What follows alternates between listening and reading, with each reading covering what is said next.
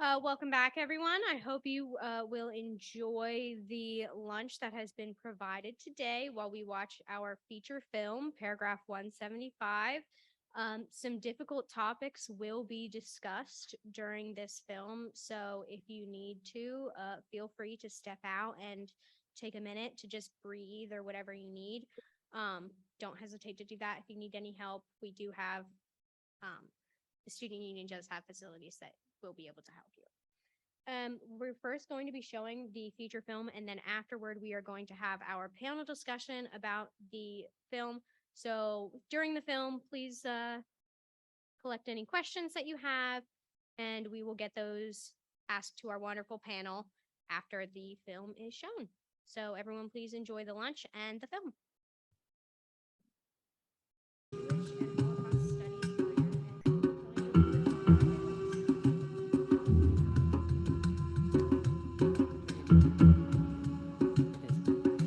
I am Elyce Helford, and I am a professor in the English department, and I also am co-chair of the Holocaust Studies program at MTSU, where we hold a biennial conference in Holocaust studies, like this conference that's free to the public. I want to let you know that this film, Paragraph 175, is available for viewing via Keynote. So all MTSU students, you go to the library, look up the title, and all MTSU students, faculty, and staff can stream the film anytime. I also just found that it is now available. It was unavailable for I had my DVD that I collected mostly, but it is also now available to rent on Prime Videos. Friends and family should investigate it that they can see the video. Our panelists are Jay Newsome, who is the keynote speaker from yesterday, who will talk about a little bit about the film and update you with information about it. And also Caleb Franklin, who is a Master of Arts in Liberal Arts student at MTSU, will be graduating this semester. He's doing his capstone project in building a master's thesis on the intersection of the Holocaust, and I'll let him tell you a little bit about it. Dr. Newsome, thanks. All right, well, perfect, thank you. Um, it's always hard after a film like that to begin to start processing what you've seen. At least I guess I can speak for myself. I'm not sure how many times I've seen that film, but every time I watch it, I notice something new, or am left with a new perspective to kind of chew on afterwards. And I just wanted to say, I think it's incredible that it's available to all MTSU students, because as Elyce mentioned, for a long time, if you didn't have that DVD, it was almost impossible to watch. And so that's a really great resource for all of you to have here on campus. Now, this film, it came out in the year 2000, so it's almost a quarter, almost 25 years old at this point. And I think that it is, despite that, still really the only and the best documentary on the topic that's available. I will say, right, it's 25 years old almost, which means that the research that it's based on is probably 30 years old. And a lot has been uncovered, discovered, and newly researched to that point, or rather since that point. For example, well, first of all, unfortunately, all of the people that we saw featured in that film, unfortunately, have all passed away at this point. There are currently no living, or at least no living out survivors of the Holocaust. And if there are who are not, publicly out, then they're very elderly at this point.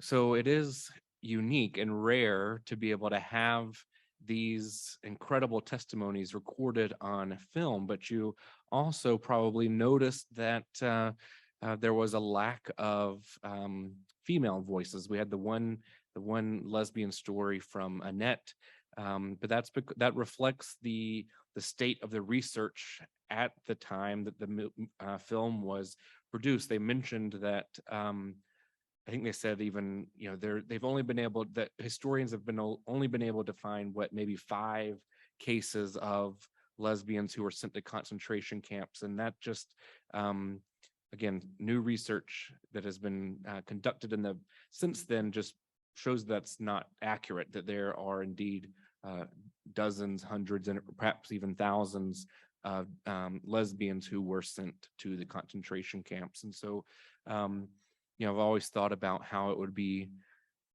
really incredible to have an updated version of a documentary like this that was able to tell a fuller story of all LGBTQ experiences. But of course, by this point, we would have no firsthand survivors to be able to offer their testimony, which I think is why the continued historical research on this topic, like Caleb's master's thesis, is really important, because these folks are not here to tell this story themselves any longer, and it's up to us to continue working in the archives and uncover these untold stories and be able to give these folks their voice back. So with that, I just wanted to kind of give paragraph 175 and 25-year perspective, and now I'll turn it over to Caleb for a few remarks. Hello. Yeah. Like Dr. Helford said, I am currently completing my capstone, and I decided to do it as a podcast. And there are a few reasons for that. It's a very relevant medium currently.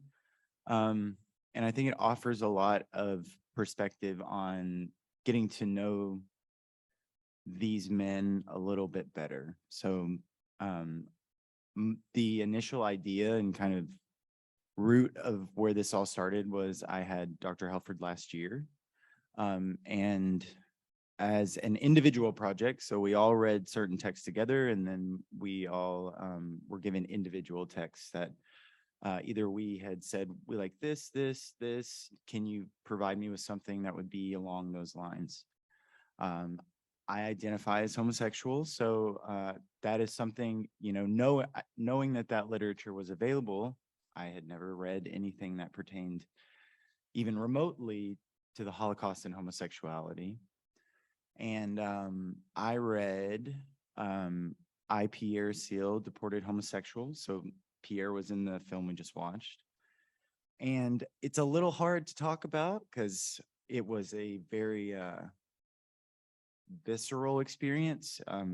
And after the initial shock and kind of awe of this person, I just thought, this is an icon. This is someone who has a legacy, and I've never heard of them. I've never heard of any of this struggle. So being able to have a capstone and move forward to where I could contribute something, and I kind of, Dr. Helford has given me a lot of range on that. I thought, what better way to commemorate them for what I'm capable of than doing a podcast. So I've covered Pierre Seal, which we saw. I also covered Godbeck. And then Rudolf Brazda, who is, he's actually the last known homosexual or individual to be sent to a concentration camp and released for being homosexual. And then Albert Becker, he's the one who loved to take photos and then voluntarily join the army. And I like to kind of keep everything within the bounds of the rhetoric that was used to kind of persecute these individuals, and how it seems very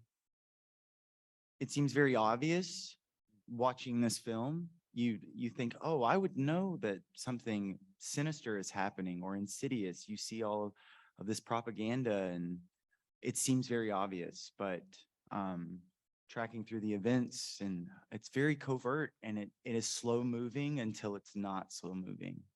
And then it has kind of evolved into something that cannot be controlled.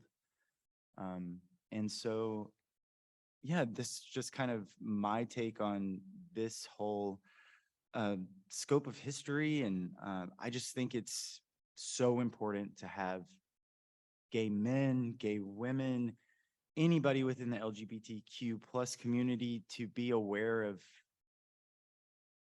things that have happened in the hopes that they do not happen again. And to pay attention to signs such as in the United States today, where some laws are being broadened and made more vague, so it's easier to, as Godbeck puts it,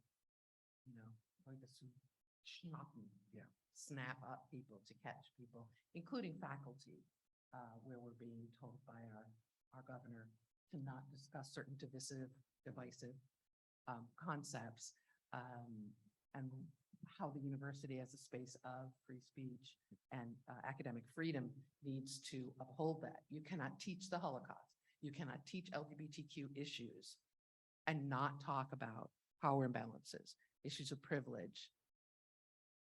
We need to. Thank you, but I think I turned my mic off. Thank you both for that. And should we turn it over to questions? Do y'all have any questions for us? While you're thinking, let me just add that Dr. Newsome is also working on archival research, and you said you're trying to create a website that will have biographies of every LGBTQ Holocaust victim and survivor, right? Yeah, so just I know I see we've got a question, but just a quick plug. If you are interested in learning more about specific individual stories of queer people who lived in the Holocaust, you can find those on my website at wjakenewsome.com/stories. I've started a project that, of course, I can't, go and do first-person interviews, and so the stories aren't in their own voice, unfortunately. But I've been able to find if there's photographs or documents that they wrote, and tell their stories. And I'm trying to also use or offer an internship to have an intern help me expand on that database so that we can slowly grow this this website project to be able to preserve and honor as many of those stories as possible. Yeah, so that issue of film and then websites and podcasts mean we want to take this into our century and into public media in spaces that are as public facing as possible. So I will, on the MTSU Holocaust Studies page, I will include the link to Dr. Newsome's website as well. I hope when Kayla's podcast is done and it is, what word? Published. It is, what's the word for it? Put out. So it should be distributed by May 1st. And so once that's up, I will also put a link to that on our webpage permanently, as well as continuing to teach courses. When I teach courses in Holocaust literature and starting next year in Holocaust cinema, I always deal with LGBTQ issues as part of that discussion, as well as Roma and Sinti, people we used to call gypsies, and other victims, and making sure that information is out there is really vital to Holocaust studies and to LGBTQ studies. So please, questions. Sorry, I was a little baffled by the mix between the weight and getting the microphone. My bad. I have a question for Jake. You had mentioned that, and the documentary had mentioned as well, that only 5 lesbians were documented as having been sent to concentration camps and how that was outdated information. I'm curious about what aspect of the archives you found that's outdated about it that led to that discovery.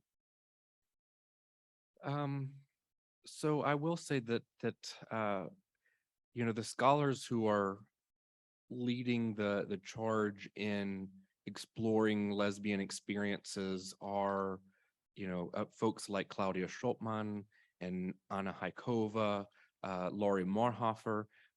So if any of you are interested in reading detailed histories of lesbian experiences, any of those 3 authors are just an amazing source of knowledge. And so I've been able to really lean into their own scholarship to inform how I understand this period.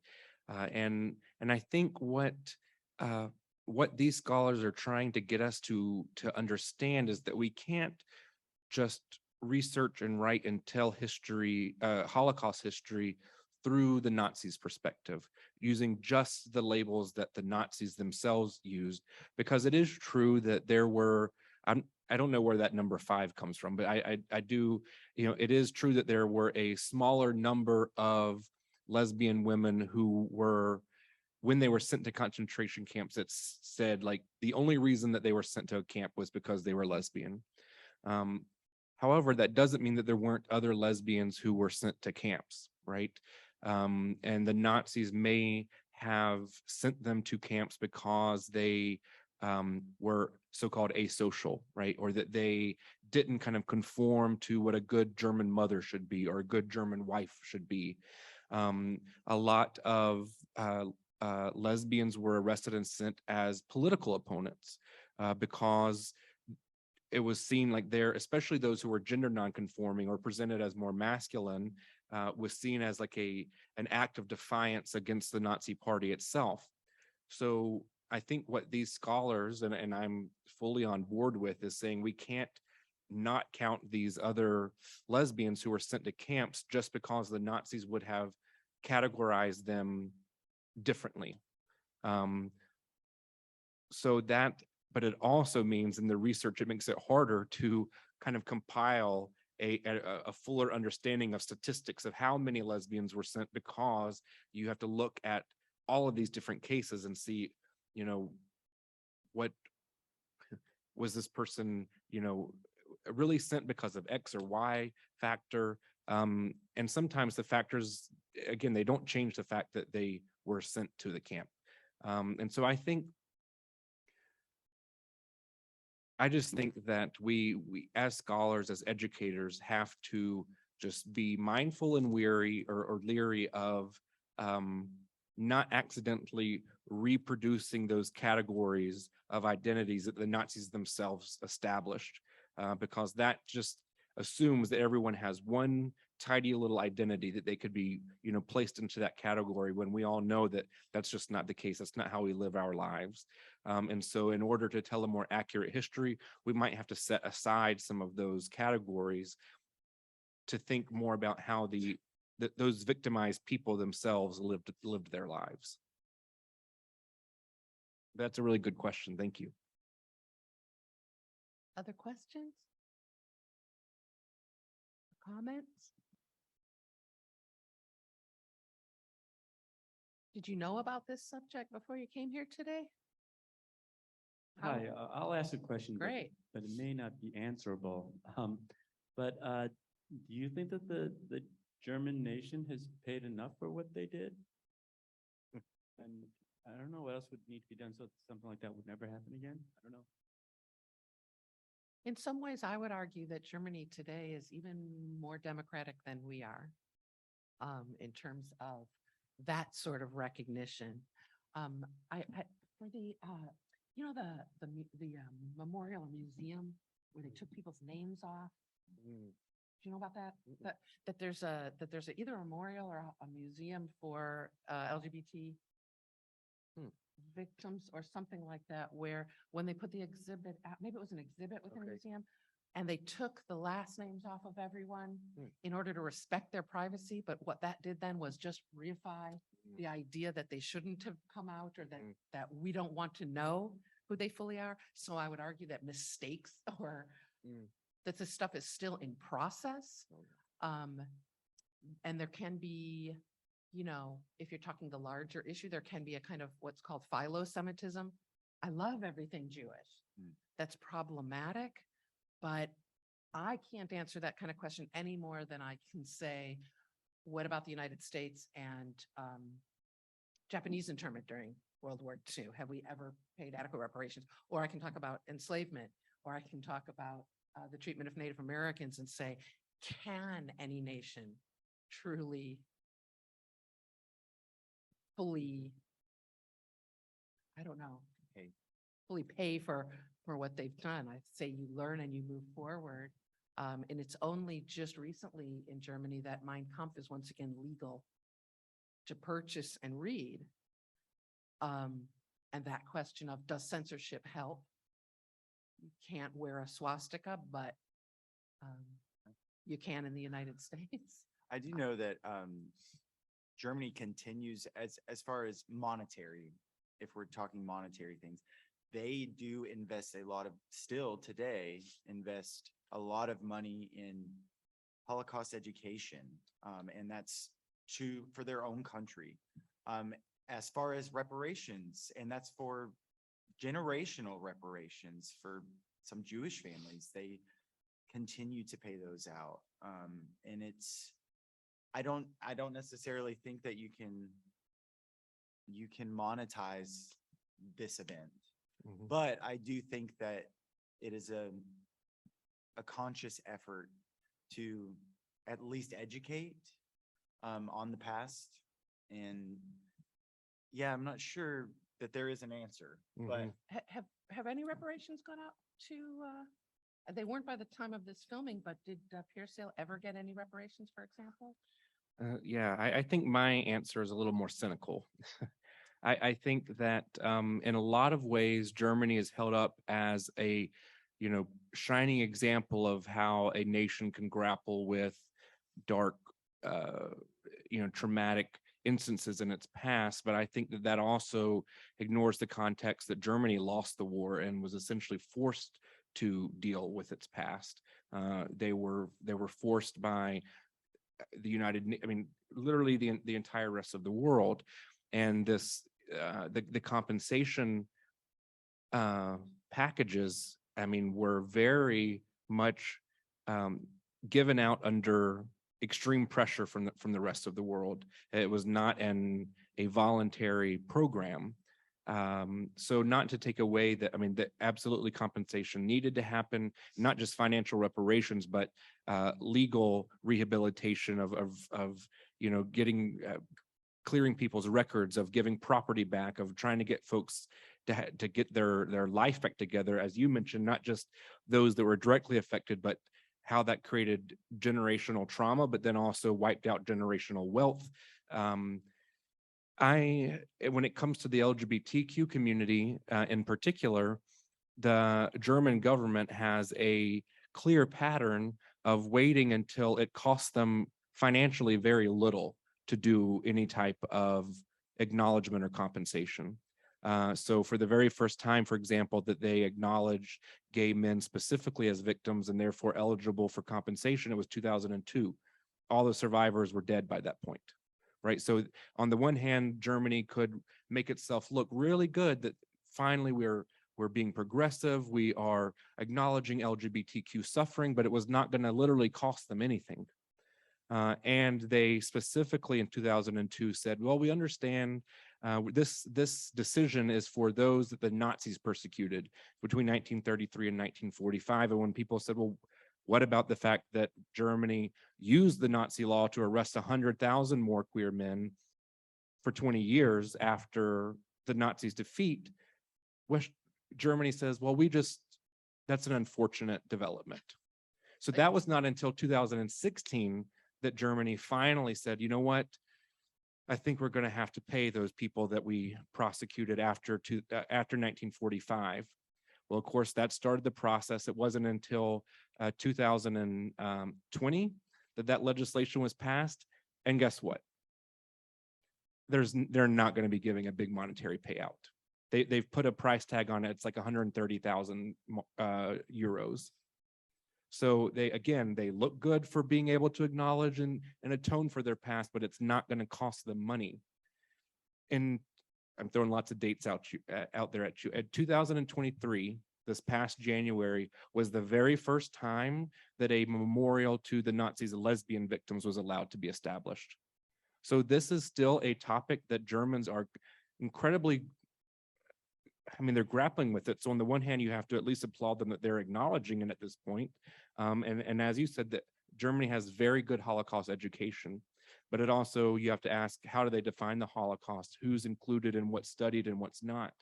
And so the fact that literally a few months ago, Germany finally acknowledged that, okay, maybe lesbians were victims too, and we should have a memorial, just shows that this is a topic that is continuously ongoing.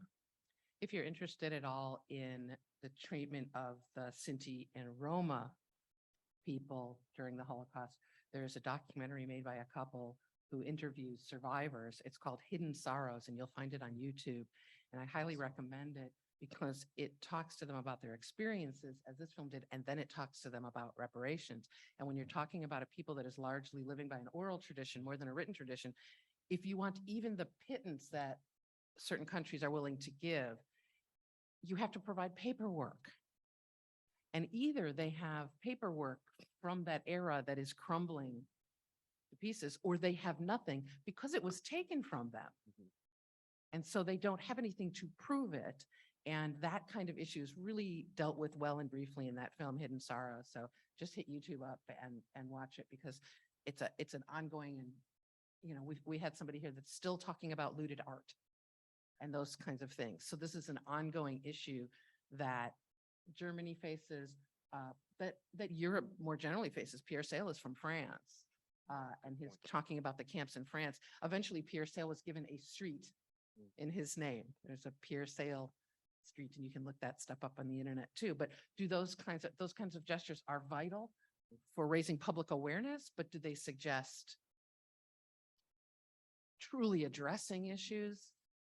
I don't know a nation that is a sparkling example of acknowledging its past, either for financial reasons or simply feeling unable to tackle it. I would love to see our country tackle some of the things it has not and continues not to. So here's hope for the future, and thank you for the question. Yeah, great question.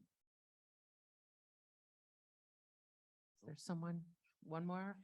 No. Okay, do we need to turn this to individual questions? Yes, we're getting the stop now signal. There's another panel coming up. And so if you have additional questions, we'll hang around. So please come up and talk. And Dr. Newsome's book is available at the Phillips bookstore table. I highly recommend it. Very readable, not just for academics. Thank you.